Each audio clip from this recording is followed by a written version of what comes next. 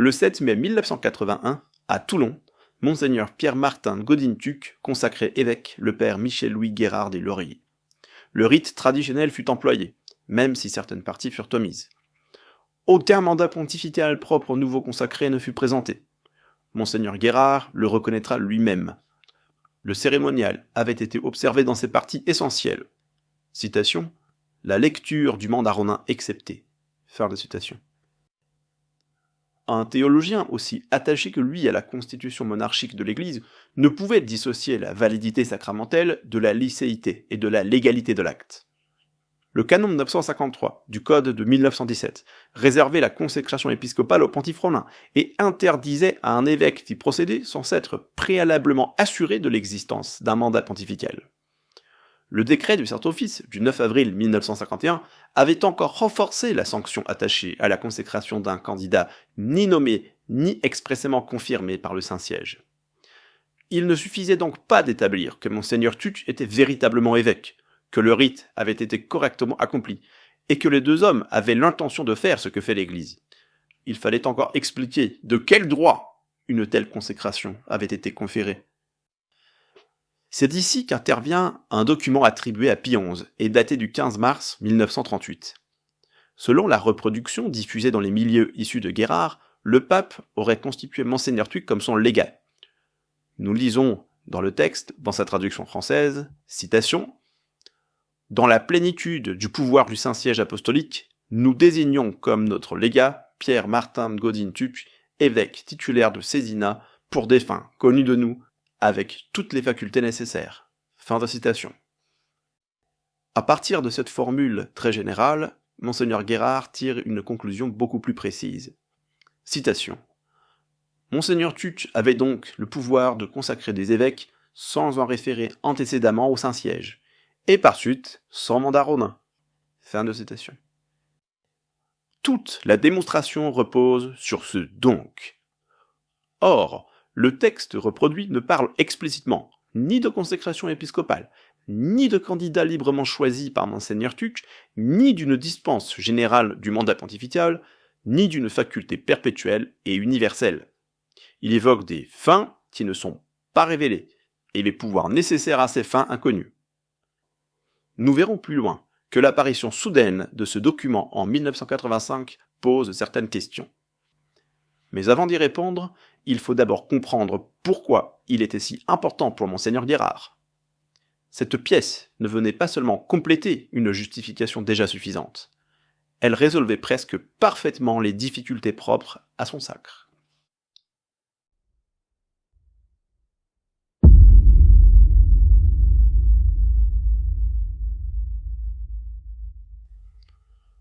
Monseigneur Guérard n'était pas partisan d'une conception anarchique de l'épiscopat.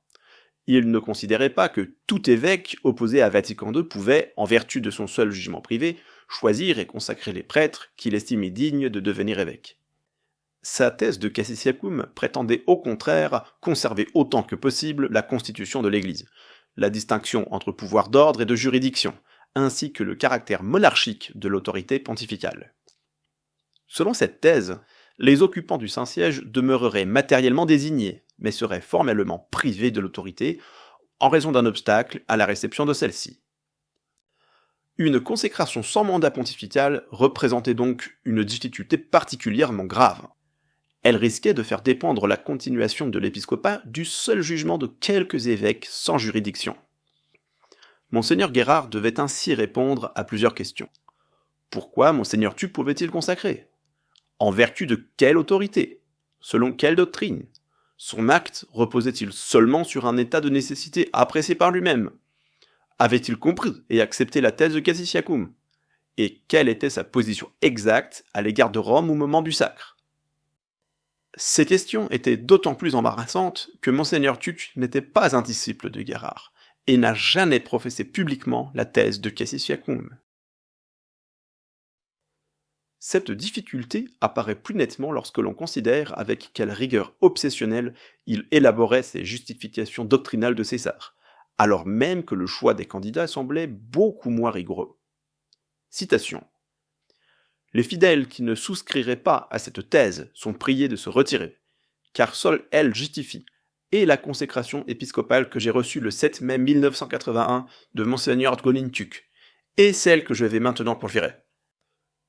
Stat oblatio munda, dum volbitur pseudo ecclesia. Que perdure inchangée jusqu'à la fin des temps la missio qu'institua le Verbe en s'incarnant.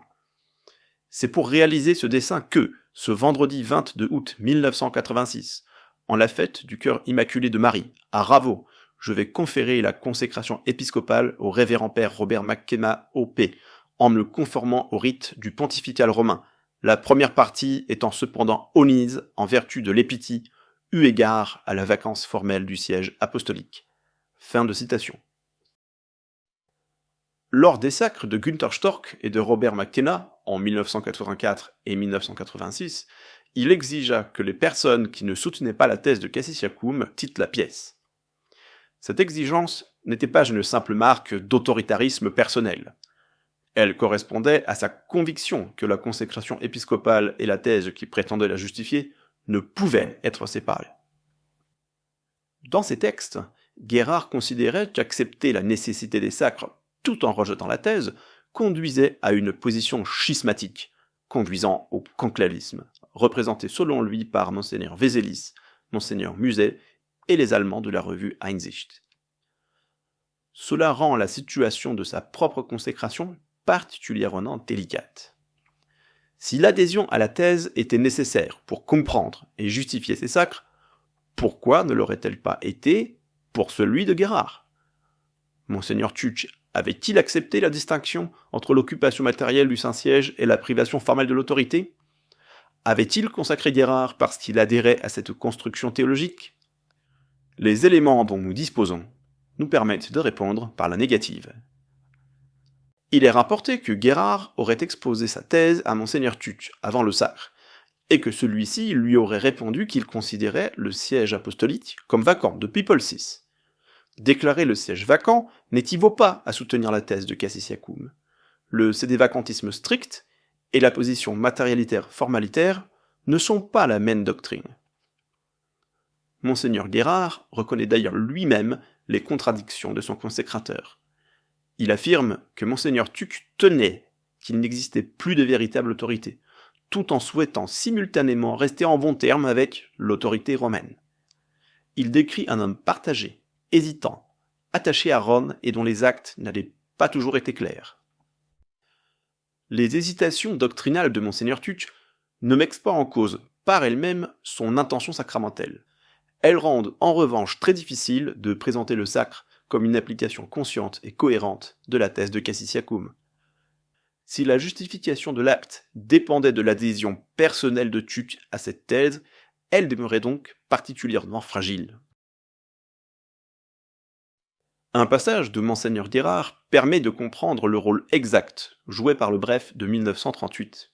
Il écrit, citation, « Les sacres conférés par Monseigneur Tuc sont licites et légaux autant qu'il se pouvait. Les sacres conférés par les évêques consacrés par Monseigneur Tuc sont licites, bien qu'illégaux. » Fin de citation. Cette phrase est capitale.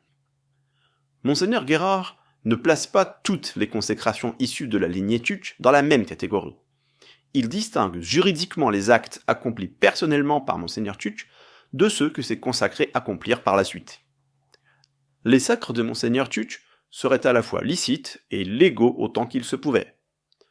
Ceux de Monseigneur Guérard, de Monseigneur Carmona ou des autres évêques issus de cette lignée pourraient être licites en raison de la nécessité, mais demeureraient illégaux. Cette différence ne peut pas être expliquée uniquement par l'épitie ou par la crise de l'Église. La même situation générale existait lorsque Guérard consacra Storck, McKenna et Munari. Le même besoin de conserver des évêques traditionnels pouvait être invoqué. Pourtant, Guérard refusait d'accorder à son propre acte la légalité relative qu'il attribuait aux actes de Tuc. La différence résidait dans un titre juridique personnel que Monseigneur Tuc aurait possédé, et que ses consacrés n'avaient pas reçu avec l'épiscopat.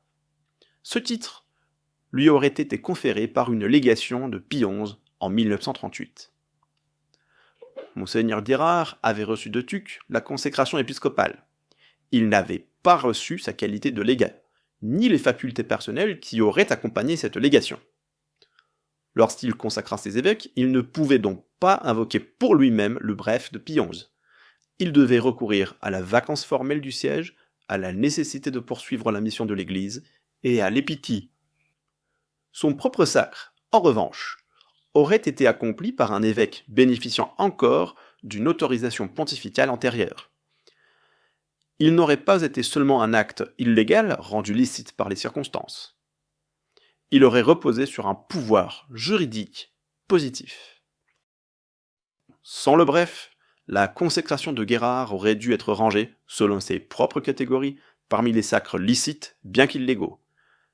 Avec le bref, elle devenait légale autant qu'il se pouvait. Ce passage démontre que le document n'était pas, pour Guérard, un argument secondaire. Il constituait le fondement spécifique de la légalité particulière revendiquée pour son propre sacre. Sa licéité pouvait, quant à elle, être défendue subsidiairement par l'épitie et par la nécessité. L'intérêt du bref apparaît alors dans toute son ampleur. Si Monseigneur Tuc possédait depuis 1938 un pouvoir extraordinaire lui permettant de consacrer des évêques sans en référer préalablement au Saint-Siège, il n'avait pas besoin d'adhérer à la thèse de Cassisiacum, ni même d'être pleinement convaincu de la position sédévacantiste.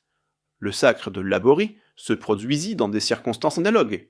Laborie n'était, jusqu'à preuve du contraire, pas sédévacantiste. Monseigneur Tuc n'avait donc pas besoin de fournir une justification doctrinale cohérente pour justifier ses actes. Son pouvoir aurait existé objectivement, indépendamment de ses opinions personnelles. C'est la fonction essentielle du document. Il ne prouvait pas que Monseigneur Tuc était guérardien. Il rendait inutile qu'il le soit. Le document permettait ainsi à Guérard de maintenir une très grande rigueur doctrinale pour les consécrations qu'il conférerait ensuite, tout en dispensant son propre consécrateur d'avoir professé les principes qu'il imposait à ses successeurs. Le bref apportait donc une solution idéale à cette difficulté. Le bref permettait de résoudre une autre difficulté, celle de la date de la déclaration de Munich. Monseigneur Guérard fut consacré le 7 mai 1981. La déclaration publique, dans laquelle Monseigneur Tuc affirmait la vacance du siège apostolique, est datée du 25 février 1982, par la notification romaine de 1983. Ebrard Heller la date, quant à lui, du 28 février. Dans les deux cas, elle est postérieure de plus de 9 mois à la consécration. Cette déclaration postérieure manifestait ce que Tuc pensait en 1982.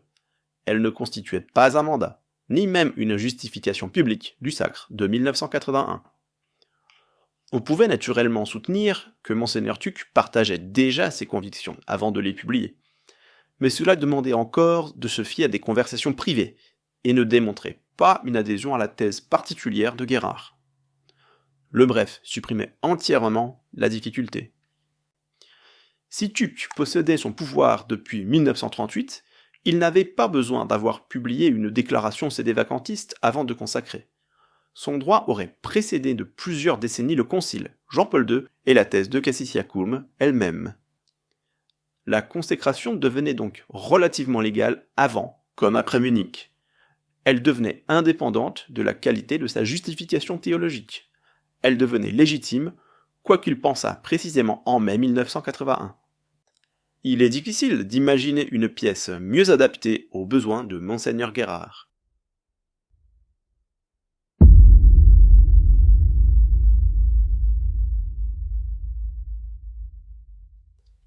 Une fois établi le rôle décisif du bref dans l'argumentation de Guérard, il reste à examiner ce que le document affirme réellement.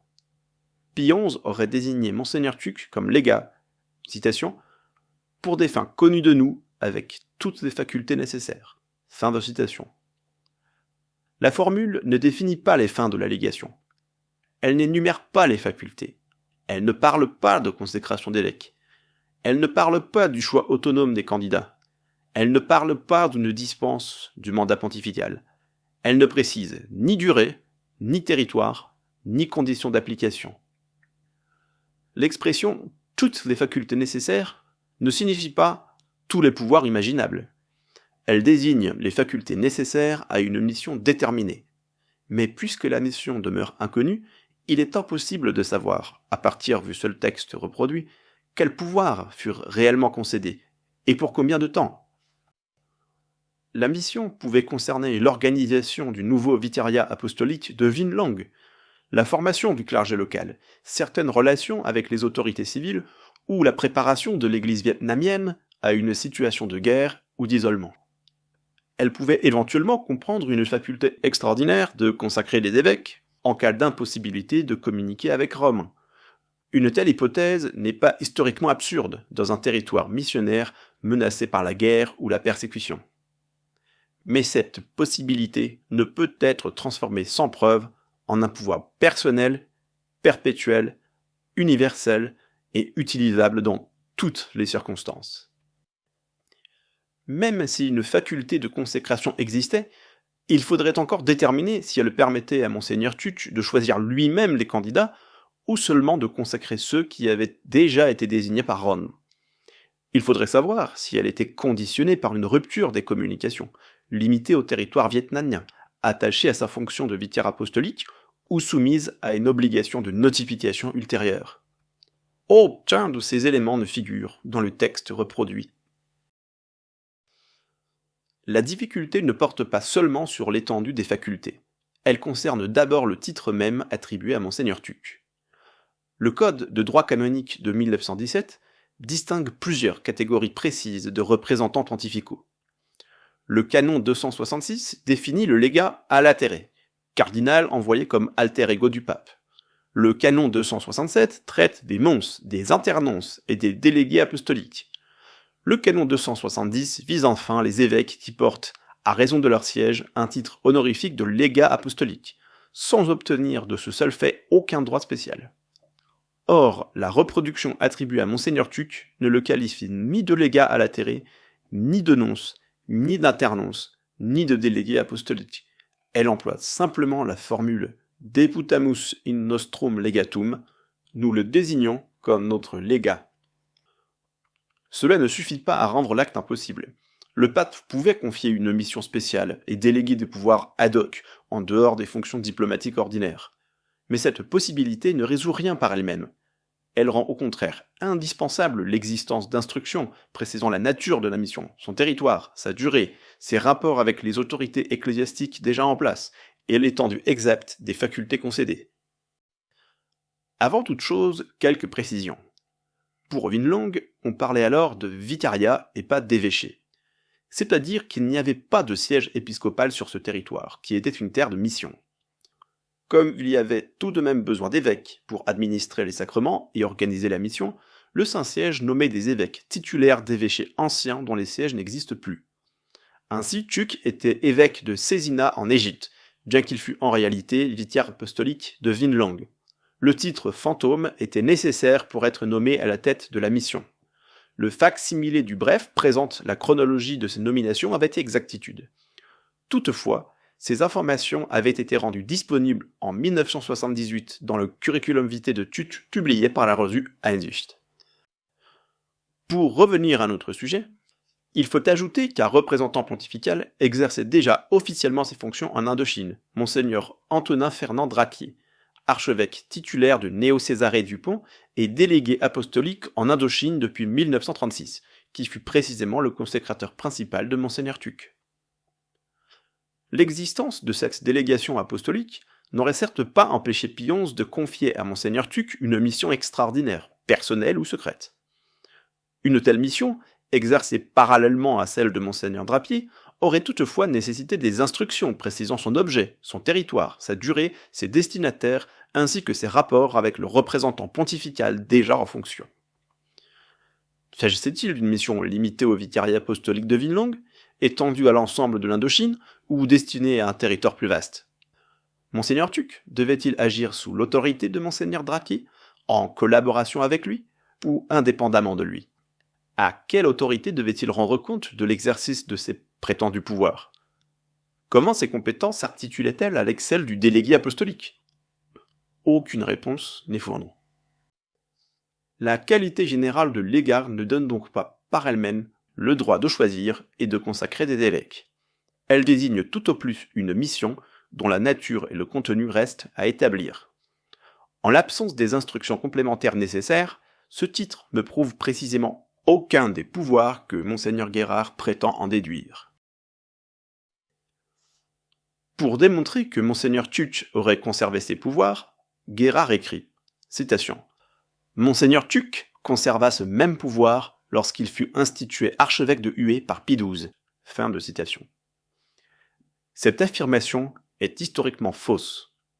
Pie XII mourut le 9 octobre 1958. Monseigneur Tuc fut nommé archevêque métropolitain de Hué le 24 novembre 1960, plus de 2 ans après la mort de Pie XII. Cette nomination fut faite par Jean XXIII dans le cadre de la Constitution apostolique Venerabilium Nostrorum, qui établit la hiérarchie ordinaire au Vietnam et organisa le pays en 3 provinces ecclésiastiques, Hanoï, Hué et Saigon. Il ne s'agit pas d'un détail biographique. Guérard utilise précisément cette prétendue nomination par Pie XII pour affirmer que le pape aurait confirmé Monseigneur Tuc dans ses anciennes prérogatives. Mais la confirmation invoquée n'a jamais eu lieu sous Pie XII.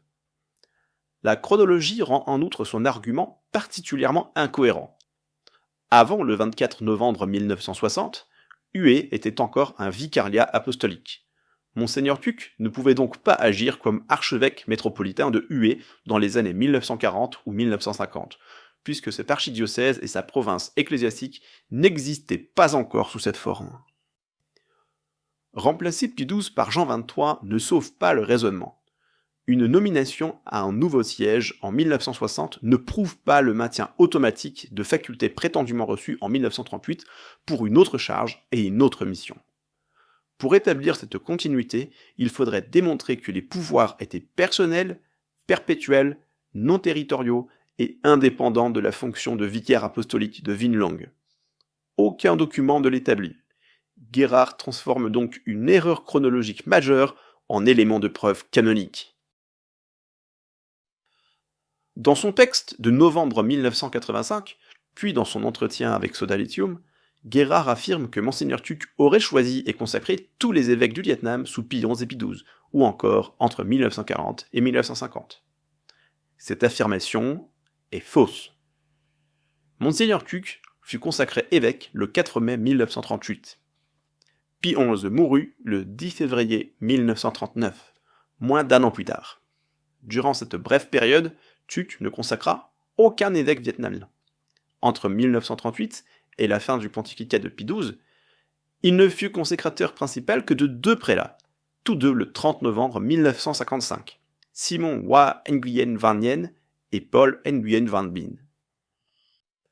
Dans le même temps, de nombreux évêques destinés à l'église du Vietnam furent consacrés par d'autres prélats.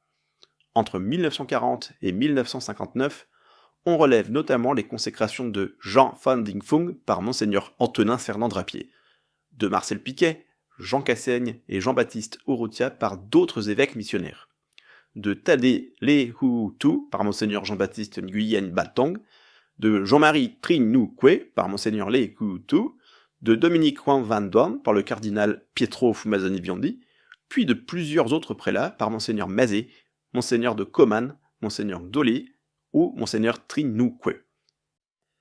La réalité ne correspond donc en rien à la formule de Guérard. Tuc n'a pas consacré tous les évêques du Vietnam. Il n'en a consacré aucun sous Pie XI et seulement 2 avant la mort de Pie XII. Surtout, Guérard confond plusieurs actes distincts. Proposer un candidat n'est pas le nommer. Être consulté par Rome n'est pas exercer la provision canonique. Être le consécrateur principal ne signifie pas que le candidat n'a pas été préalablement désigné par le Saint-Siège. Le cas de Paul Nguyen Van Binh est explicite.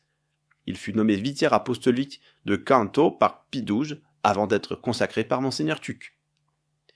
Pour démontrer un pouvoir autonome, il aurait fallu identifier chaque candidat prétendument choisi par Tuc, produire son acte de nomination et établir que Rome ne l'avait pas approuvé avant le sacre. Guérard ne fournit aucun nom, aucune date et aucune correspondance. Son affirmation générale est non seulement dépourvue de preuves, elle est contredite par les faits. Un texte de Monseigneur Tuc, publié en français dans Einsicht en décembre 2002, page 17, apporte un élément encore plus direct. Revenant sur les consécrations épiscopales qu'il avait accomplies au Vietnam, il écrit, citation, « J'étais alors archevêque métropolitain de Hue, ayant plusieurs évêques suffragants. C'est pourquoi le Saint-Siège me demanda de sacrer évêque plusieurs prêtres vietnamiens. Ils étaient 5 candidats à l'épiscopat. » Fin de citation. Cette phrase contredit point par point la reconstruction de Guérard. L'épisode ne se situe pas entre 1940 et 1950, mais après l'établissement de la province ecclésiastique de Hue en 1960. Il ne se déroule pas sous Pie XII, mais sous Jean XXIII, puis Paul VI. Surtout, Monseigneur Tuc ne dit pas qu'il choisit les candidats en vertu d'une délégation personnelle. Il affirme que le Saint-Siège lui demanda de les consacrer. Il ne revendique donc aucun pouvoir autonome de création de la hiérarchie. Il se présente comme le métropolitain auquel Rome confie la consécration de candidats approuvés par elle. Même son souvenir du nombre de consécrations doit être nuancé. Parmi les 5 candidats auxquels il fait allusion, 2, les abbés Nguyen Got Quang et Nguyen Quy Mai, furent finalement consacrés par Monseigneur Angelo Palmas, délégué apostolique au Vietnam et au Cambodge, respectivement en 1965 et 1967. Tuc ne consacra lui-même que les 3 autres. Le témoignage de Tuc ne confirme donc pas la thèse de Guérard. Il la réfute. L'autorité romaine choisit ou approuve les candidats et demande leur consécration. Tuc accomplit le rite en qualité de métropolitain. Rien dans son propre récit ne révèle un mandat général lui permettant de sélectionner et de consacrer librement des évêques sans intervention préalable du Saint-Siège. Guérard rapporte également une explication que Monseigneur Tuc lui aurait donnée oralement, citation, « non sans une insistante malice ». Fin de citation. Tuc aurait lui-même choisi et consacré les évêques afin que leurs pensions, leurs frais de maladie et les dépenses correspondantes soient supportés par les fidèles vietnamiens. Si les mêmes évêques avaient été consacrés par l'administrateur apostolique, ces charges auraient incombé à Rome. L'anecdote est présentée sur un ton presque plaisant, comme la raison secrète d'une organisation canonique extraordinaire. Mais cette anecdote ne démontre aucun pouvoir de nomination épiscopale. La prise en charge financière d'un prélat, le lieu de la cérémonie, l'identité du consécrateur, la proposition d'un candidat et sa provision canonique sont des questions distinctes. Même authentique, cette conversation pourrait tout au plus expliquer pourquoi Monseigneur Tuc souhaitait que les cérémonies soient organisées localement. Elle ne prouve pas qu'il pouvait choisir les candidats et les consacrer sans approbation préalable du Saint-Siège. Aucun règlement financier, aucune correspondance administrative et aucun cas individuel ne sont produits. Une explication orale dont le sens exact demeure incertain ne peut donc servir de preuve à l'existence d'une délégation pontificale aussi considérable. Monseigneur Guérard invoque également l'épitie, la nécessité de préserver la mission de l'Église et l'impossibilité d'en référer à une véritable autorité. Ces arguments ne doivent pas occuper le centre de l'enquête, car ils n'expliquent pas la différence qu'il établit lui-même entre les sacres de Tuc et ceux de ses consacrés. L'épitie permettrait, dans son raisonnement, de rendre licite un acte qui demeure contraire à la lettre de la loi. C'est précisément ainsi qu'il justifie les consécrations ultérieures qu'il dit licites, bien qu'illégales. Le bref remplit une autre fonction. Il est ce qui permet de soutenir que les actes de Monseigneur Tuc n'étaient pas simplement illégaux et exécutés par la nécessité, mais qu'ils possédaient une légalité particulière. L'épitie explique, selon lui, la licéité générale des actes accomplis pendant la crise. Le bref explique la légalité particulière de son propre sacre. C'est pourquoi son authenticité et sa portée sont absolument décisives.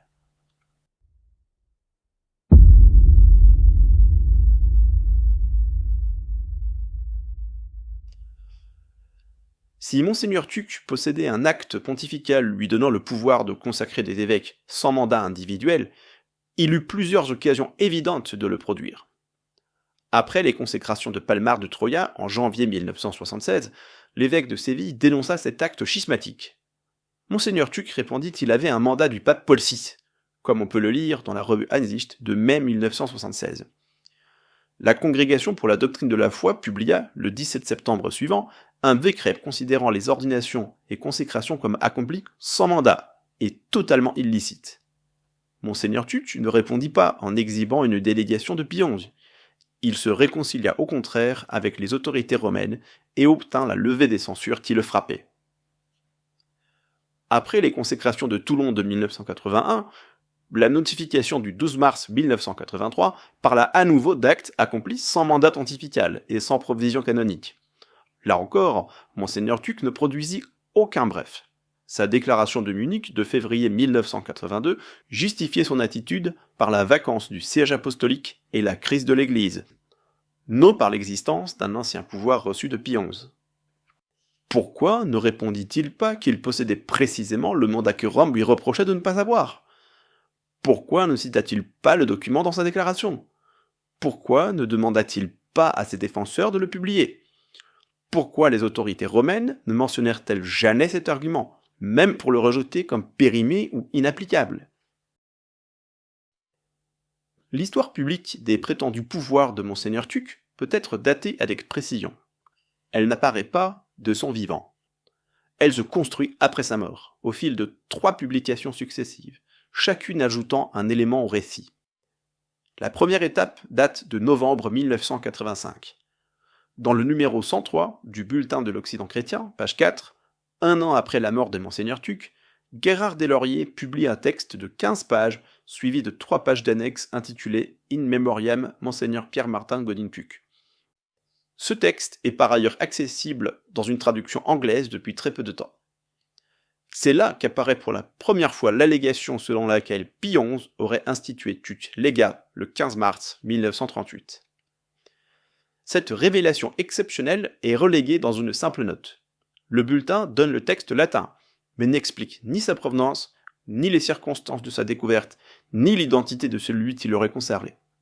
Il affirme en outre que Tuc aurait consacré tous les édits présidents au Vietnam sous Pie XI et Pie XII, assertion directement contredite par la chronologie des consécrations.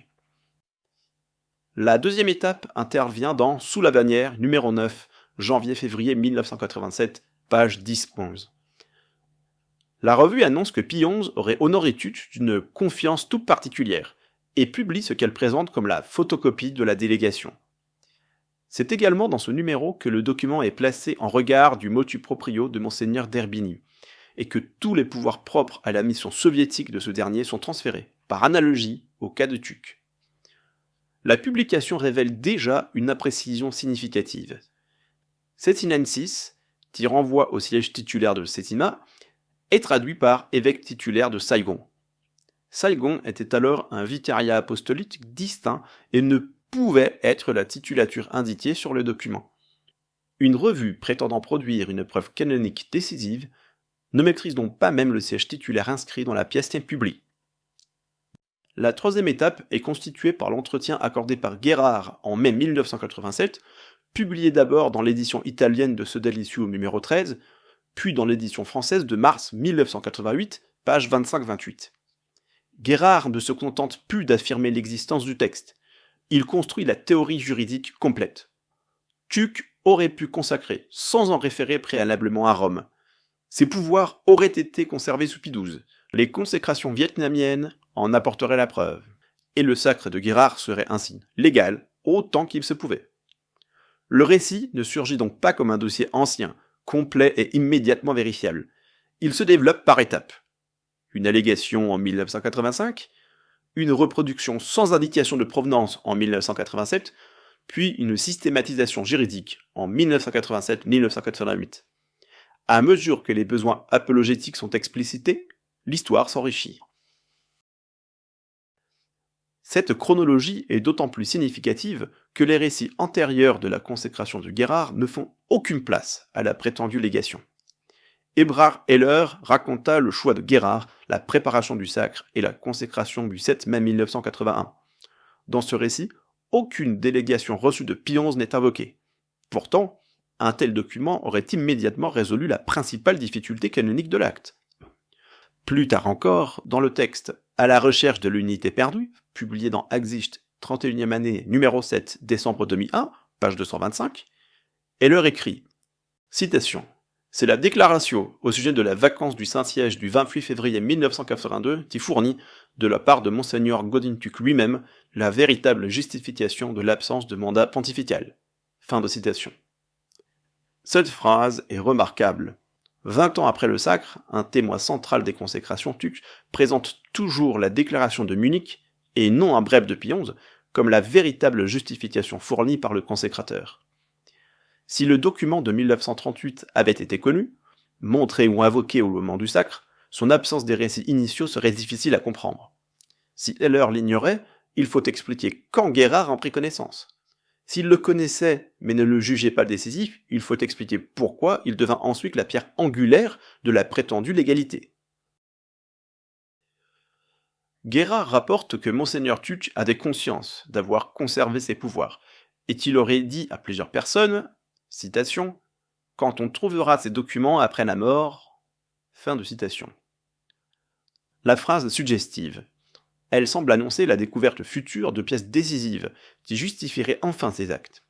Guérard ajoute que ces documents ne furent mis au jour que très tardivement, après avoir connu de, citation, « multiples et périlleuses vicissitudes ». Fin de citation. Mais il ne précise ni le nom de ces plusieurs personnes, ni la date, ni les circonstances de cette déclaration. Il n'identifie pas davantage les documents visés, les témoins si on aurait gardé le souvenir, ou les étapes des vicissitudes invoquées pour expliquer leur apparition tardive. Une provenance documentaire se compose de noms, de dates, de lieux, d'inventaires et de transmissions identifiables. Ici, l'absence de ces informations est remplacée par une formule mystérieuse. Confiscation au Vietnam, transfert clandestin, déménagement, perte ou récupération après le décès? Aucun scénario n'est documenté.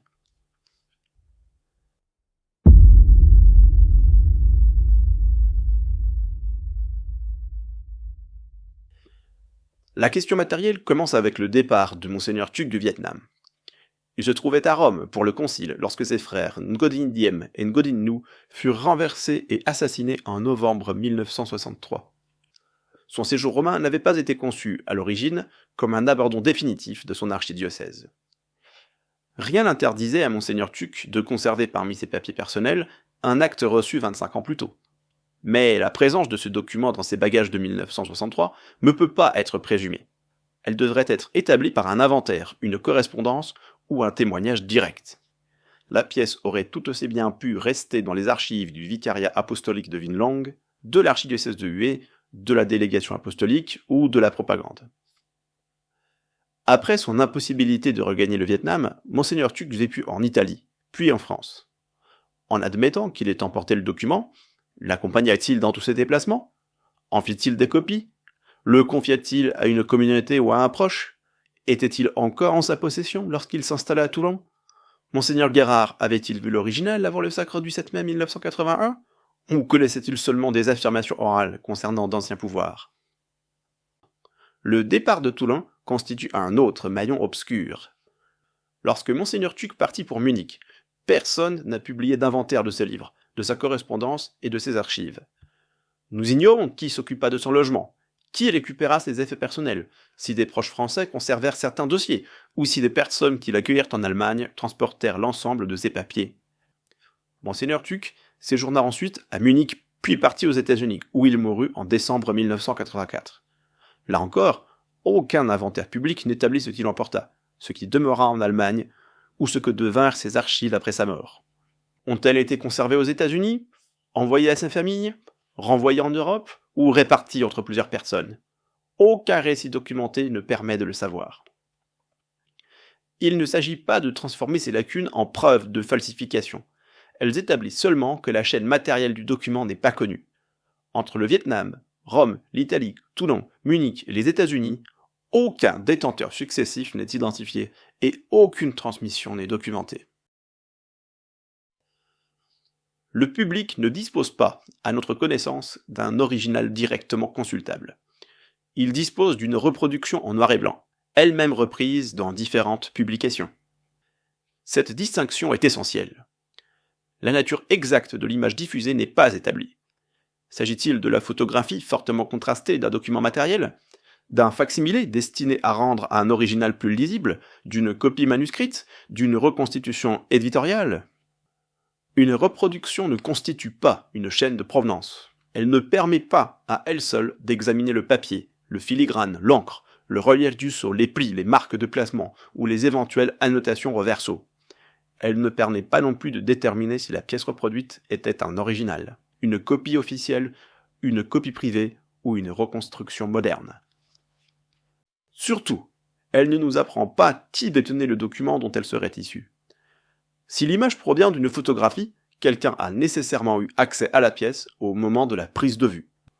Si elle est un facsimilé, quelqu'un l'a nécessairement réalisé à partir d'un modèle. Qui était cette personne? Monseigneur Tuck? Monseigneur Guérard? Un fidèle de Toulon? Un proche allemand? Un membre de l'entourage américain de Monseigneur Tuck? Un responsable d'une publication guérardienne? Un collectionneur ou un bienfaiteur anonyme? La réponse n'est pas publiquement établie. Et cette absence de provenance devient plus préoccupante encore lorsqu'on compare l'image attribuée à Monseigneur Tuck avec un acte pontifical antérieur, authentique et presque identique.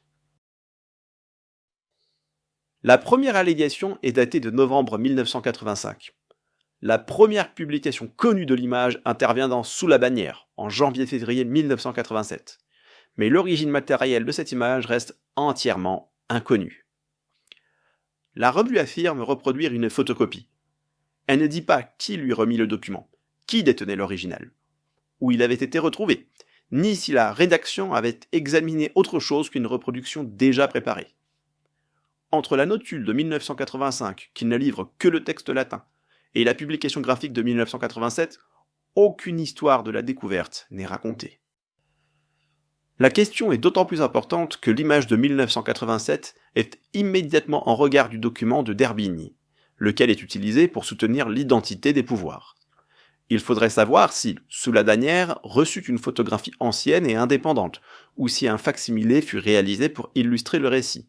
Le nom du fournisseur n'est pas donné, aucun témoin direct, aucun négatif, aucune photographie du verso et aucune chaîne de transmission de son produit. Si la reproduction diffusée provient d'un document authentique, où se trouve aujourd'hui cet original? Qui le détient? Pourquoi la pièce n'a-t-elle pas été déposée dans des archives accessibles, ni confiée à des archivistes ou à des historiens indépendants?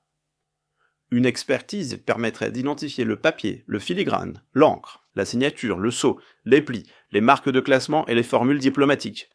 Elle permettrait aussi de comparer matériellement la pièce à d'autres actes de Pie XI.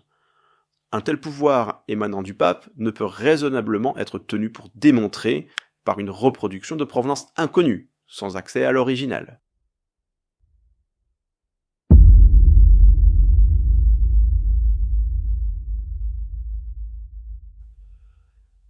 Une difficulté nouvelle apparaît lorsqu'on compare le document attribué à Monseigneur Tuck avec un acte pontifical authentique délivré 12 ans auparavant à Monseigneur Michel d'Herbigny. Le document de référence est le motu proprio Plenitudine Potestatis du 10 mars 1926. Pie XI y constituait le jésuite Michel d'Herbigny évêque titulaire d'Ilion, comme son délégué pour des fins connues de nous, avec toutes les facultés opportunes et nécessaires. L'acte fut complété le même jour par le décret Quo Aptius. D'Herbigny fut secrètement consacré évêque, puis envoyé en Union soviétique afin de réorganiser clandestinement une hiérarchie catholique décimée par la persécution. Dans son cas, l'obscurité de la formule est expliquée par une mission historiquement documentée. Les pouvoirs extraordinaires ne sont pas déduits d'une phrase vague, ils sont établis par des instructions pontificales, par les archives, par la consécration secrète organisée par Rome et par les actes accomplis en URSS. Entre le document de 1926 et celui de 1938, les changements sont peu nombreux. Cependant, la reprise d'un formulaire de chancellerie n'est pas, à elle seule, une preuve de faux. Un même service pontifical peut employer des modèles semblables, mais la proximité devient troublante lorsqu'elle s'ajoute à l'absence de provenance, à l'apparition tardive du document et à l'usage précis qui en est fait. Sous la bannière ne se contente pas de montrer deux actes similaires. La revue affirme que les deux cas sont analogues, puis cite Paul de Sourd décrivant les pouvoirs oralement accordés par Pie XI à d'Herbigny, choix de prêtres à consacrer, possibilité de leur conférer l'épiscopat sans bulle pontificale, et délégation de pouvoirs véritablement extraordinaires. Mais le témoignage de Lesourd concerne exclusivement d'Herbigny. Aucune source propre à Monseigneur Tuc n'établit que Pie XI lui aurait donné oralement les mêmes facultés. Malgré cela, la revue conclut immédiatement, citation, « Monseigneur Godin Tuc disposait donc des mêmes pouvoirs. » Fin de citation. La portée du document de Tuc n'est pas extraite de son texte. Elle est importée depuis le cas d'un autre évêque, chargé d'une autre mission, dans un autre pays et 12 ans plus tôt. La revue va jusqu'à parler des pleins pouvoirs de patriarche. Or, ni le texte attribué à Tuc, ni le code ne lui donnent ce titre. La notion est déduite du précédent russe, puis projetée sur la mission vietnamienne. Même la formule de la jungle conciliaire, présentée comme plus féroce que celle du Vietnam, participe de cette assimilation. Elle rapproche rétrospectivement la mission secrète de d'Herbigny sous le communisme soviétique et la situation traditionnaliste des années 1980. L'image rhétorique remplace la preuve historique d'une mission comparable confiée à Tuc en 1938. La situation devient plus préoccupante encore lorsqu'on observe les signatures. Les deux portent naturellement la formule Pius pp 11, et un même homme conserve des habitudes graphiques. Une ressemblance générale serait donc normale. Mais les reproductions disponibles présentent une proximité qui semble dépasser le simple style habituel. Même grande boucle initiale, mêmes inflexions, même orbe centrale, même position du point et des lettres finales, même inclinaison d'ensemble.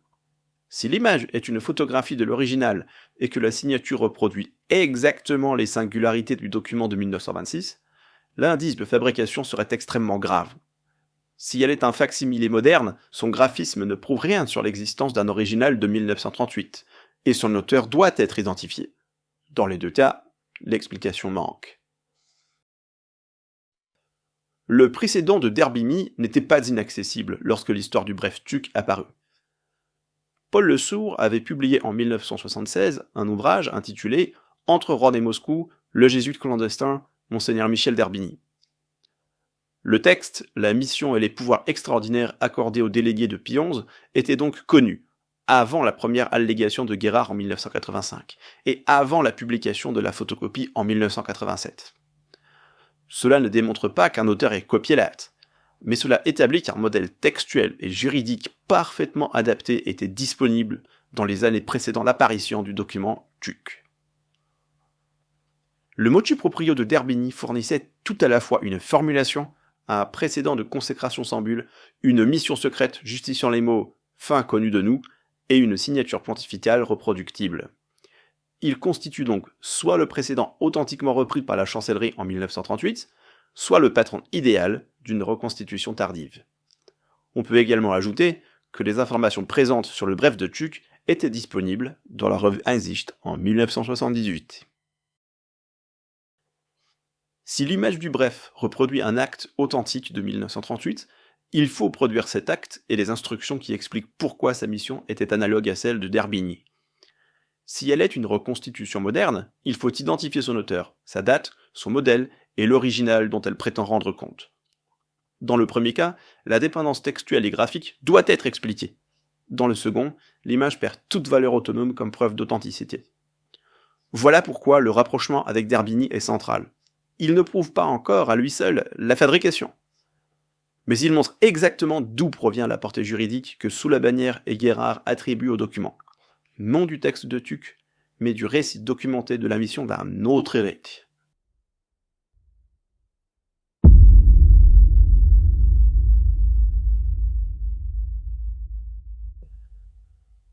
Plusieurs explications demeurent possibles.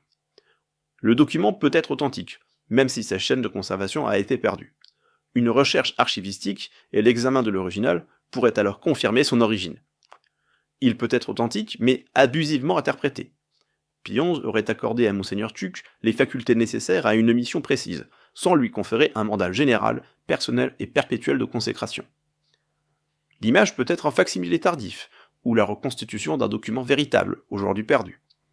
Une telle opération ne serait pas nécessairement frauduleuse, à condition d'être clairement annoncée et de reposer sur un original identifiable. Enfin, La pièce peut avoir été composée afin de donner aux consécrations de Monseigneur Tuc, et en particulier à celle de Monseigneur Guérard, une couverture pontificale qu'elle ne possédait pas. Cette dernière hypothèse est la plus grave. Elle ne peut être affirmée sans preuve et ne permet pas d'accuser nominativement Monseigneur Guérard ou un membre de son entourage.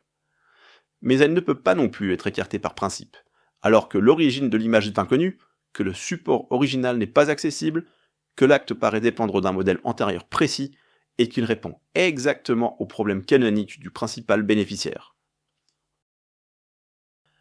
L'intérêt objectif de Monseigneur Guérard pour ce document est incontestable. Le bref compensait l'absence d'un mandat individuel, rendait secondaire l'adhésion de Monseigneur Tuc à la thèse de Cassis Iacum, neutralisait ses hésitations doctrinales et supprimait la difficulté créée par une déclaration de Munich postérieure au sacre. Il permettait surtout à Guérard de qualifier sa propre consécration de « légale » autant qu'il se pouvait, tout en considérant les consécrations qu'il conférait lui-même licites bien qu'illégales. Sans ce titre personnel attribué à Tuc, son sacre aurait dû être défendu par les mêmes arguments d'épiquie et de nécessité que les sacres ultérieurs. Cette adéquation ne démontre pas que le document soit faux. Elle impose cependant une exigence particulière de transparence. Plus une pièce répond exactement au problème juridique de celui qui l'invoque, plus son origine, sa transmission et sa portée doivent être établies avec rigueur. Si le document est authentique, ceux qui l'invoquent devraient souhaiter qu'il soit examiné et authentifié. S'il est authentique, mais mal interprété, l'honnêteté intellectuelle impose d'en reconnaître les limites. S'il s'agit d'une copie ou d'une reconstitution, cette nature doit être clairement indiquée. Mais s'il devait être établi qu'un faux document pontifical a été fabriqué afin de légitimer des consécrations accomplies sans mandat, la question ne serait plus seulement historique ou canonique, elle serait morale. Fabriquer une pièce attribuée à Pie XI reviendrait à faire parler mensongèrement un souverain pontife. Cela reviendrait à utiliser l'autorité du pape pour justifier une hiérarchie constituée en dehors du mandat pontifical, et à tromper les fidèles sur le fondement juridique de leurs évêques. Une accusation aussi grave ne peut être portée contre une personne déterminée sans preuve, mais cette prudence ne dispense pas ceux qui invoquent le document de répondre aux questions élémentaires concernant son origine, sa nature et sa transmission. Le document du 15 mars 1938 n'est pas une curiosité secondaire dans l'histoire de Monseigneur Tuc. Dans le système de Monseigneur Guérard, il est la pièce qui distingue juridiquement son propre sacre de ce qu'il conféra par la suite. Guérard l'affirme lui-même, les consécrations de Monseigneur Tuc auraient été licites et légales autant qu'il se pouvait, tandis que celles accomplies par ses consacrés seraient seulement licites, bien qu'illégales. Le bref constituait donc le titre particulier donnant à sa consécration une légalité que la nécessité et l'épitie, à elles seules, ne pouvaient fournir. Or, l'histoire publique de cette pièce ne commence qu'après la mort de Monseigneur Tuc. En novembre 1985, Guérard en révèle le texte dans le Bulletin de l'Occident chrétien. En janvier-février 1987, sous la bannière publie une photocopie, la place à côté du motu proprio de Derbigny et transfère à Tuc les pouvoirs oralement accordés aux délégués envoyés en URSS.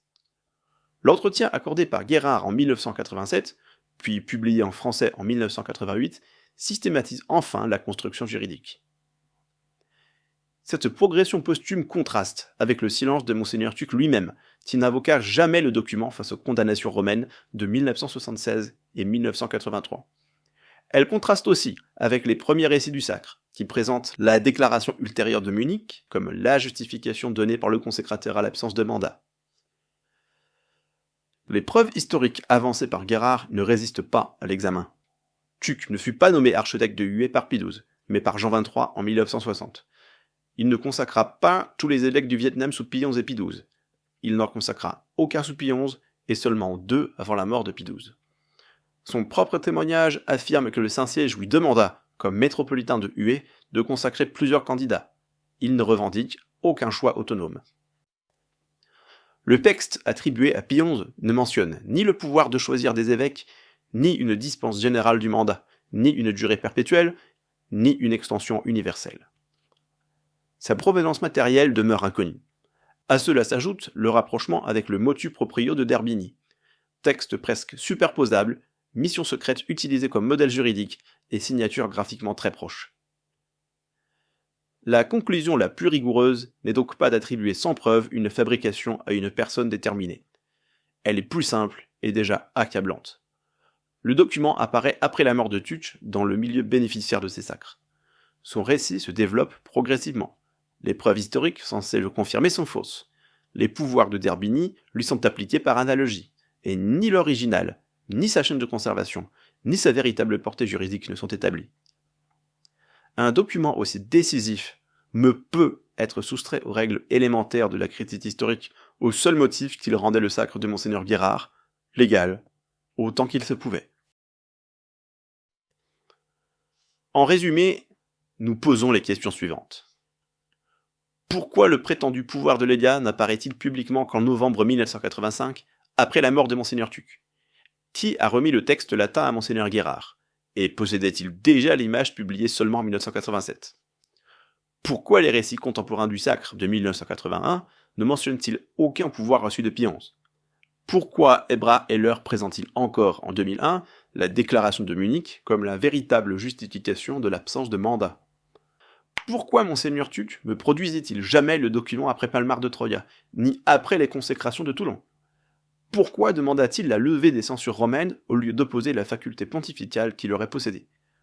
Pourquoi sa déclaration de Munich et les récits publiés de son vivant ne mentionnent-ils jamais cette légation? Quelles étaient exactement les fins connues de nous, et où sont les instructions qui les définissaient? Comment cette mission se serait-elle articulée avec celle de Monseigneur Antonin Flamand de Rappier, délégué apostolique déjà en poste en Indochine? Sur quelle base les facultés nécessaires à une mission inconnue deviennent-elles un pouvoir général, personnel et perpétuel de choisir et de consacrer des évêques? Comment un pouvoir reçu en 1938 pour une mission non précisée aurait-il subsisté jusqu'en France en 1981?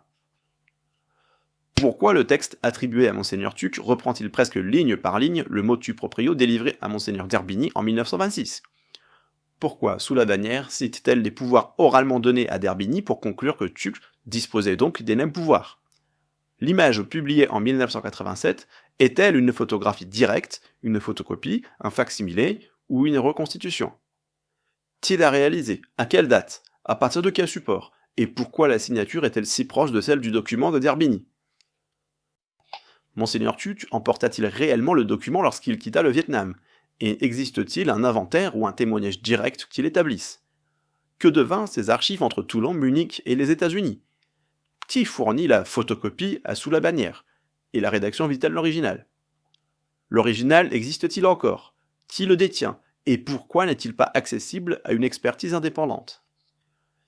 Pourquoi le document répondait-il si exactement aux problèmes personnels de Monseigneur Guérard? Pourquoi rend-il inutile l'adhésion de Tuck à la thèse de Cassius-Lacum, et secondaire le caractère postérieur de la déclaration de Munich? Le document est-il authentique mais abusivement interprété? La copie tardive d'un original perdu? Une reconstitution ou une fabrication? Et pourquoi, plus de 40 ans après la consécration de Monseigneur Guérard, personne n'est-il encore capable de raconter simplement, précisément et publiquement l'histoire de la pièce qui devait rendre son sacre, citation, légal autant qu'il se pouvait. Fin de citation.